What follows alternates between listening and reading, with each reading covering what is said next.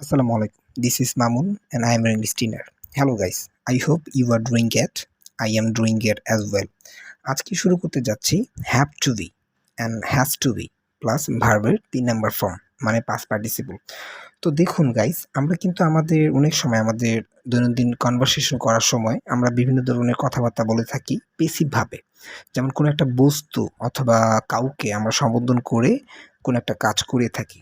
যেমন আমরা কিন্তু অনেক সময় বলে থাকি যে ঘুষ দিতে হবে অথবা টাকা ইনকাম করতে হবে অথবা জীবনে ঝুঁকি নিতে হবে, রান্না করতে হবে, ইংরেজি শিখতে হবে। আবার বলতে থাকি যে বাচ্চাদের শিখাতে হবে সবকিছু। আবার বলতে থাকি যে বাচ্চাদের বকা দিতে হবে, প্রচুর হার্ড ওয়ার্কিং মানে প্রচুর পরিশ্রম করতে হবে।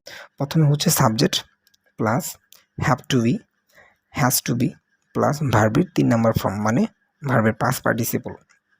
আচ্ছা, এবার কয়েকটা উদাহরণ নেওয়া যাক। আচ্ছা, আগে শুরু করার আগে একটু বলে নিই যে এখানে have to be, has to be এটার শব্দের অর্থ হচ্ছে তে হবে। বাংলিশভাবে যদি শিখতে চাই অবশ্যই আমাদের মনে রাখতে হবে যে তে হবে, এটা মনে রাখতে হবে। ঠিক আছে? তো চলুন কয়েকটা উদাহরণ নেওয়া যাক। তাহলে বিষয়টা আপনাদের কাছে খুবই স্টানিং মনে হবে। প্রথমে হচ্ছে যে ঘুষ দিতে হবে। এখানে একটা জিনিস চিন্তা করবেন যে ঘুষ দিতে হবে, এটা হচ্ছে মরাবাচক একটা জিনিস। মানে কোনো একটা অবজেক্ট আমরা এখানে নিয়ে এসেছি। এখন ঘুষ দিতে হবে। এখানে আমরা কিভাবে বলবো, স্ট্রাকচারটা বানাবো the bribe has to be given. আবারও বলছি the bribe has to be given. The bribe এটা থার্ড পারসন সিঙ্গুলার নাম্বার, যার কারণে এখানে হ্যাজ টু বি হয়েছে এবং ভার্বের যে 3 নাম্বার ফর্ম মানে past participle give give give gave given, এখানে গিভেন ব্যবহার করা হয়েছে। আবার আমরা বলতে পারি যে টাকা উপার্জন করতে হবে, money has to be earned, money has to be earned, এখানে হ্যাজ টু বি আর্নড। আবার বলতে পারি যে জীবনে ঝুঁকি নিতে হবে, risk has to be taken in life. আচ্ছা, এখানে যেহেতু ঝুঁকি, এখানে এটা থার্ড পারসন সিঙ্গুলার নাম্বার, এই কারণে এখানে হ্যাজ টু বি হয়েছে আর ভার্বের 3 নাম্বার ফর্ম টেকেন হয়েছে। ঠিক আছে?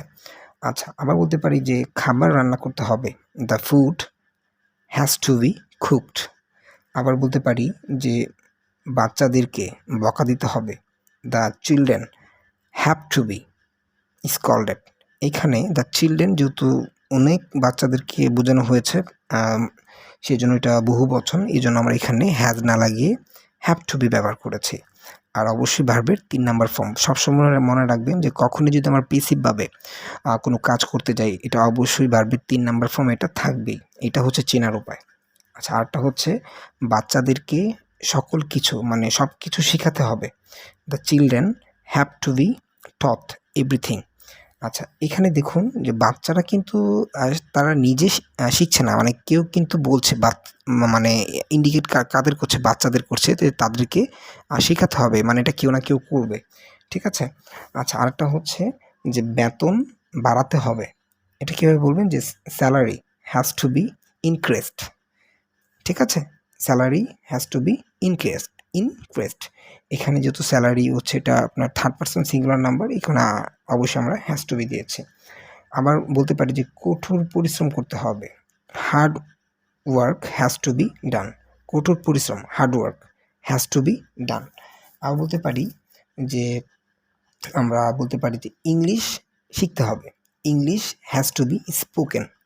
আবার আমরা বলতে পারি যে তাদেরকে বলতে হবে, they have to be told. তারা কিন্তু নিজে নিজে করছে না, আমি আপনি আলোচনা করছি যে তাদেরকে বলতে হবে, এই জন্য আমরা এটা কী করেছি, they have to be told.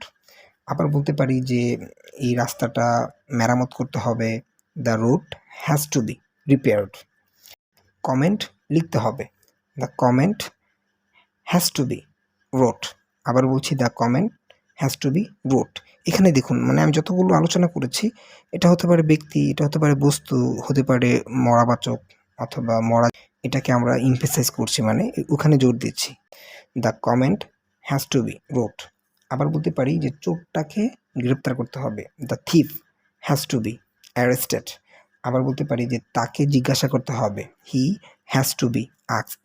আবার বলতে পারি যে তাকে স্মরণ করাতে হবে, he has to be reminded. আবার বলতে পারি যে সমস্যাটা সমাধান করতে হবে, this problem has to be solved. এখানে দেখুন আমি যে এতগুলা এক্সাম্পল নিয়ে আসলাম, এখানে কিন্তু প্রত্যেকটা এক্সাম্পল কোনো না কোনোটার সাথে রিলেটেড। যেমন সমস্যাটা সমাধান করতে হবে, এখানে এটা একটা মরা জিনিস, এটা বস্তুবাচক। ঠিক আছে, এখানে যদি আমি হতাম যে আমার সমস্যার সমাধান করতে হবে, I have to solve the problem, এখানে আমি নিজে করছি এটা, এই জন্য এটা কিন্তু কেউ করছে না, এটা আমি করছি। যদি এটা আমরাকে প্যাসিভভাবে একটু ঘুরিয়ে ফিরিয়ে বলতে চাই, তাহলে এভাবে বলতে পারি যে সমস্যাটা সমাধান করতে হবে, the problem has to be solve.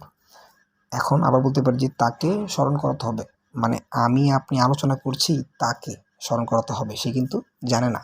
এই জন্য এখানে আমরা কী করেছি, এটা প্যাসিভভাবে মানে একটু ঘুরিয়ে ফিরিয়ে বলেছি। এই জন্য এখানে আমি কী নিয়ে এসেছি, he has to be reminded. যেহেতু he third person singular number, এই কারণে আমরা অবশ্যই এখানে হ্যাজ টু বি দিয়েছি এবং ভার্বের 3 নাম্বার ফর্ম। আবার বলতে পারি যে তাকে জিজ্ঞাসা করতে হবে, যেমন আমি আপনি আলোচনা করছি যে এই কাজটা তো আমি করিনি, তো আমরা করিনি, তো আগে তাকে জিজ্ঞাসা করিনি। এটাকে আমরা ঘুরিয়ে ফিরে কীভাবে বললাম, যে তাকে জিজ্ঞাসা করতে হবে। যেহেতু তাকে আমরা এটা সেখানে জোর দিচ্ছি, এই জন্য আমরা এখানে কি বলবো, হি হ্যাজ টু বি আস্কড। আচ্ছা, আবার চোরটাকে ধরতে হবে, চোরটা তো আর একা একা ধরা যাবে না, কেউ না কেউ তো ধরবে। ঠিক আছে, the thief has to be caught. অথবা বলতে পারি যে চোরটাকে গ্রেপ্তার করতে হবে, the thief has to be arrested. এখানে কেউ না কেউ কিন্তু চোরটাকে ধরবে, মানে চোরটাকে ধরতে হবে।